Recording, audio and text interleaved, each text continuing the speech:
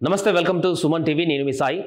రోజు రోజుకు మన సమాజంలో జరుగుతున్నటువంటి కొన్ని సంఘటనలు అసలు మనుషులు ఏ రకంగా ఈ సమాజం మారిపోతున్నారు మనుషులు అనేటువంటి ఒక భయాన్ని కలిగిస్తుంటుంది. వావి వరసలు లేకుండా జరుగుతున్నటువంటి ఈ వ్యవహారాలన్నీ కూడా విస్తుపోయేలా చేస్తున్నాయి. దీనికి కారణం తల్లిదండ్రుల పెంపకమా లేకుంటే అక్కడ ఉన్నటువంటి పరిస్థితుల్లో తెలియదు, కానీ మరొక సంచలనమైనటువంటి ఘటన జరిగింది.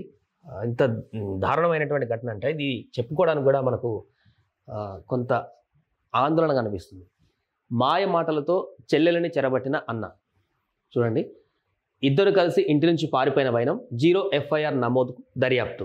భవిష్యత్ అవసరాలకు వర్తమానపు అవకాశమే ఈశాన్యలో మీరు పెట్టే పెట్టుబడి. ఈశాన్య వెంచర్స్ లో ఇప్పుడే ప్లాట్ బుక్ చేసుకోండి. మీ దగ్గరలోని ఈశాన్య ప్రాపర్టీ అడ్వైజర్ ను సంప్రదించండి. ఎక్కడ కూడా కాదు, మన హైదరాబాద్ పరిసరాలలోనే, మన రాష్ట్రంలోనే చెల్లెలిని కంటికి రెప్పలా కాపాడుతున్నటువంటి అన్నయ్య మాయమాటలతో ఆమెను చెరబట్టాడు. కర్ణాటక రాష్ట్రంలోని గ్రామానికి చెందిన మహిళకు 2 భర్తలున్నారు. మొదటి భర్తతో ఒక కుమారుడు, రెండో భర్తతో 3 కుమార్తెలు ఉన్నారు. కొన్నేళ్ల క్రితం ఆమె తన 4 పిల్లలతో కలిసి మహబూబ్ నగర్కు వచ్చి స్థిరపడింది. గ్రానైట్ రాయి కొట్టేందుకు ఆమె కుమారుడు బిజినేపల్లి మండలంలోని ఓ తండాకు 3 చెల్లెలతో కలిసి వచ్చాడు. ఆడేజ్ 21 సంవత్సరాలు. చూడండి, ఇక్కడే ఉంటూ పరిసర ప్రాంతాలలో గ్రామాలలో రాయి కొట్టేందుకు వెళ్తుండేవాడు. ఈ క్రమంలో 3 నెలల క్రితం రెండో చెల్లెలి, పాప వయసు 15 ఏళ్ళు, మైనర్, మాయమాటలు చెప్పి లొంగ తీసుకున్నాడు. మహబూబ్ నగర్కు వెళ్ళిన తర్వాత కూడా సోదరితో సన్నిహితంగా మెలుగుతుండడాన్ని తల్లి గుర్తించి మందలించింది.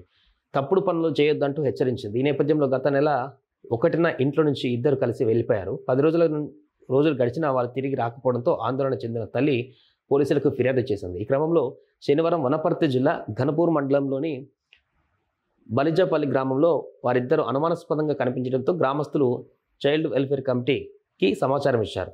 అధికారులు వాళ్ళిద్దరిని విచారించి పోలీసులకు ఫిర్యాదు చేశారు. 0 FIR నమోదు చేసుకుని దర్యాప్తు చేస్తున్నట్లుగా పోలీసులు తెలిపారు.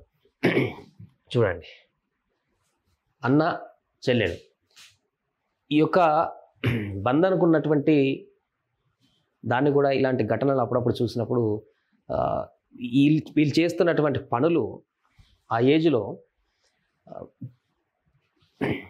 తల్లిదండ్రుల దగ్గర ఉండి ఆ పెంపకానికి సంబంధించి వాళ్ళు ఎట్లా పెరగాలి, బంధాలంటే ఏంటి, ఏ విధంగా ముందుకు వెళ్ళాలి, సమాజం ఎలా ఉంటుంది, మొదటి నుంచి కూడా చిన్నప్పటి నుంచి వాళ్ళు ఇచ్చేటువంటి కౌన్సిలింగ్ లేదా వాళ్ళు ఇచ్చేటువంటి ఈ యొక్క పెంపకంలోనే ఇదంతా కూడా మిళితమై ఉంటుంది. అలాంటి పెంపకం కారణంగానే ఇలాంటి బయటకు వస్తుంటాయి అనే విషయం అయితే తెలుస్తుంది. అంతేకాకుండా స్వతహా కూడా కొంత బుద్ధి, వక్రబుద్ధి ఉన్నటువంటి మనుషులు కూడా ఉంటారు. ఆ వక్రబుద్ధి అనేది కూడా ఇలాంటి దుర్బుద్ధి కలిగించేటువంటి అంశాలకు దారితీస్తుంది. అలాంటి ఘటన ఇది. ఇలాంటి ఘటనలు జరిగినప్పుడు తీవ్రమైనటువంటి చర్యలు తీసుకోవడమే కాకుండా దీనికి సంబంధించినటువంటి విస్తృతమైనటువంటి కౌన్సిలింగే కానీ మరలా ఇలాంటి ఘటనలు జరగకుండా చర్యలు తీసుకోవాల్సిన అవసరం అయితే ఉంది. దీనిపైన ఇప్పటికీ కొన్ని స్వచ్ఛంద సంస్థలు చాలా వరకు కూడా, ప్రభుత్వం అన్ని చేయలేదు కాబట్టి స్వచ్ఛంద సంస్థల ద్వారా కూడా అవేర్నెస్ కలిగించేటువంటి ప్రయత్నం చేస్తున్నారు.